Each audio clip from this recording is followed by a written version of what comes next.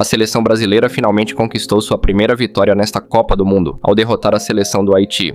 E apesar da diferença técnica entre as equipes, esse foi um jogo que esclareceu muitas coisas sobre o momento atual do Brasil, tanto de forma positiva quanto negativa. A primeira coisa que eu preciso destacar é Vinícius Júnior, porque se voltarmos cerca de 2 anos no tempo, era muito comum ver críticas ao Vini quando o assunto era a seleção brasileira.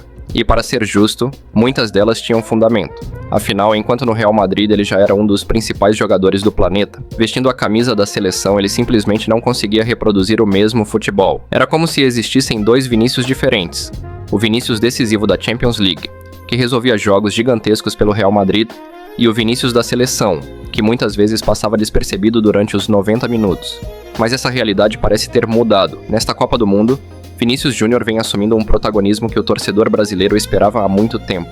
São 2 gols e uma assistência até aqui, participando diretamente de 3 gols da seleção em apenas 2 jogos. Mais do que os números, a sensação é de que ele finalmente entendeu o tamanho da responsabilidade que possui dentro desta equipe. Hoje, quando o Brasil precisa acelerar uma jogada, quebrar linhas ou criar uma oportunidade, é natural que os olhares se voltem para ele.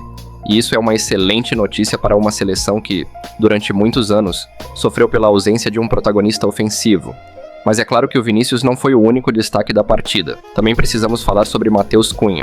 E eu confesso que talvez poucas pessoas imaginassem uma atuação tão eficiente dele. Marcar 2 gols em uma Copa do Mundo não é algo comum. Na verdade, é algo extremamente raro. Para vocês terem uma ideia, Ronaldinho Gaúcho encerrou sua carreira em Copas com 2 gols marcados. Obviamente eu não estou comparando os 2 jogadores, até porque seria uma comparação injusta. O ponto é apenas mostrar o quão difícil é para qualquer jogador balançar as redes em uma Copa do Mundo. Gabriel Jesus, por exemplo, disputou o Mundial de 2018 sem marcar nenhum gol. Richarlison marcou 2 na estreia de 2022 e rapidamente se tornou um dos nomes mais comentados daquela edição. Agora, Matheus Cunha entra para esse grupo de jogadores que conseguiram marcar 2 vezes em uma única partida de Copa do Mundo pelo Brasil. E talvez o mais interessante seja a forma como ele fez isso, porque diferente de um centroavante tradicional, que permanece fixo dentro da área esperando a bola chegar, Matheus Cunha gosta de participar da construção das jogadas. Ele sai da área, busca o jogo, aproxima os companheiros e cria espaços para os pontas atacarem. E isso nos leva aqui a uma discussão muito interessante sobre o futuro do ataque brasileiro. Mas antes disso, precisamos falar sobre Endrick. Finalmente chegou o momento da estreia do jovem atacante nesta Copa do Mundo. E, curiosamente, ele quase precisou de apenas 2 participações para deixar sua marca. Pouco depois de entrar em campo, Endrick chegou a balançar as redes, mas o lance acabou sendo anulado por impedimento. No geral, foi uma atuação discreta, mas também é importante analisar o contexto. Quando Endrick entrou, o Brasil já possuía uma vantagem confortável no placar. A intensidade da equipe havia diminuído consideravelmente, e a prioridade já não era mais pressionar o adversário a todo instante ou buscar uma goleada. A seleção passou a administrar o resultado, passou a controlar o ritmo da partida, e isso naturalmente reduz as oportunidades para jogadores de características mais explosivas. Por isso, acredito que seja injusto tirar grandes conclusões sobre sua atuação apenas com base nesses minutos. O que realmente me chamou a atenção foi outro aspecto do jogo, a queda de intensidade da seleção brasileira durante o segundo tempo.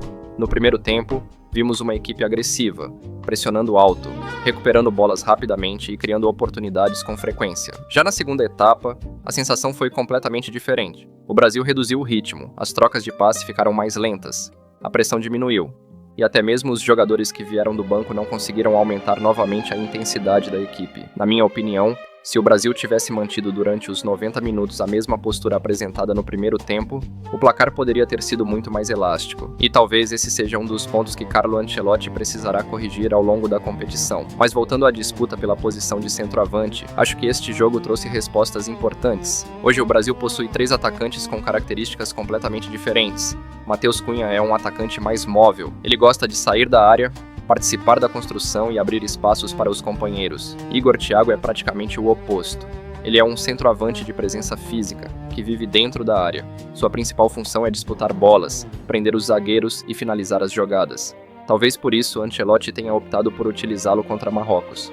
A ideia provavelmente era explorar justamente essa presença física dentro da área adversária. Já Endrick oferece algo diferente dos dois. Na minha visão, ele é o atacante mais explosivo entre os 3. É um jogador que combina velocidade, força física, agressividade e poder de decisão, um atacante ideal para partidas que exigem transições rápidas, contra-ataques e decisões em poucos segundos. Ele consegue atacar espaços, proteger a bola, girar sobre os defensores e finalizar rapidamente. E talvez seja exatamente esse perfil que o Brasil precisa em jogos maiores, porque contra seleções mais fortes, dificilmente haverá o mesmo volume ofensivo que vimos diante do Haiti. Nesses confrontos, as oportunidades serão mais escassas, e quando elas aparecerem, será necessário ter jogadores capazes de resolver com poucos toques. Por isso, apesar dos 2 gols de Matheus Cunha e da boa atuação coletiva da equipe, a disputa pela posição de centroavante está longe de ser encerrada. Pelo contrário, a impressão que fica após essa partida é que Carlo Ancelotti agora possui 3 opções extremamente diferentes para utilizar de acordo com o adversário. E dependendo do contexto, cada uma delas pode ser a escolha certa. O importante é que, pela primeira vez em muito tempo, o Brasil parece ter alternativas reais para o comando de ataque. E em uma Copa do Mundo, ter opções pode ser tão importante quanto ter titulares. Em relação aos possíveis adversários que podemos enfrentar na fase do mata-mata, o cenário é bem objetivo, mas ao mesmo tempo decisivo para a trajetória do Brasil na competição. Se a seleção avançar em primeiro lugar no grupo, o adversário será o segundo colocado do grupo F. Caso termine em segundo, o confronto será contra o líder desse mesmo grupo, e isso na prática já define um início de mata-mata extremamente exigente, porque os prováveis cruzamentos apontam para 2 seleções que, embora diferentes em estilo e peso histórico recente, são altamente organizadas e competitivas, Holanda e Japão. A Holanda representa um modelo mais tradicional de potência europeia, mas adaptado ao futebol moderno. Não é necessariamente uma seleção de domínio absoluto de jogo, mas de controle de momentos. O time consegue alternar entre posse estruturada e ataques diretos com eficiência, e costuma ser muito forte em jogos onde o aspecto emocional pesa. Em mata-mata, isso é decisivo. Não se trata apenas de jogar bem, mas de saber sofrer, ajustar e explorar o erro do adversário. A Holanda tende a ser exatamente esse tipo de equipe, menos exuberante, mas extremamente pragmática e difícil de ser desmontada quando está em vantagem. Do outro lado, o Japão representa um modelo quase oposto em termos de construção de elenco, mas semelhante em termos de competitividade. É uma seleção que compensa a ausência de grandes estrelas com uma estrutura coletiva muito sólida, alta intensidade e disciplina tática praticamente constante durante os 90 minutos. O que torna o Japão perigoso não é apenas o que ele faz com a bola, mas principalmente o que ele impede o adversário de fazer. Eles reduzem espaços, aceleram transições e mantêm um nível de organização que força o erro. E isso transforma qualquer jogo contra eles em um confronto de paciência e precisão. O amistoso recente contra o Brasil serve como referência, mas não como sentença definitiva. Ainda assim, ele expõe um ponto importante. Quando o Brasil perde o controle emocional ou falha na compactação defensiva, o Japão consegue transformar isso em vantagem competitiva rapidamente. E em jogos eliminatórios, isso ganha outra proporção, porque não há margem para correção ao longo de uma série. Por isso, independentemente de ser Holanda ou Japão, o padrão do confronto é o mesmo.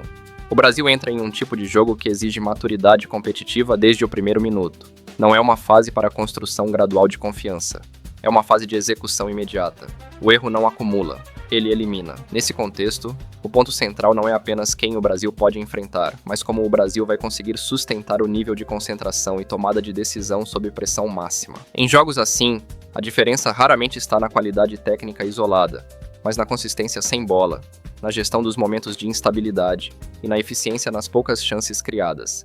E é justamente por isso que esse possível cruzamento já nos 16avos de final tem um peso desproporcional em relação à fase. Não é só uma etapa inicial do mata-mata, é um filtro competitivo real, um teste de identidade de equipe.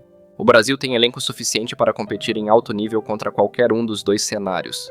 Mas a questão que se impõe não é capacidade, é execução sob pressão constante. E nesse tipo de jogo, isso costuma ser o fator que separa a continuidade de eliminação. Enfim, no geral, devemos ficar de olho no próximo jogo e principalmente nesses possíveis adversários da seleção brasileira Copa.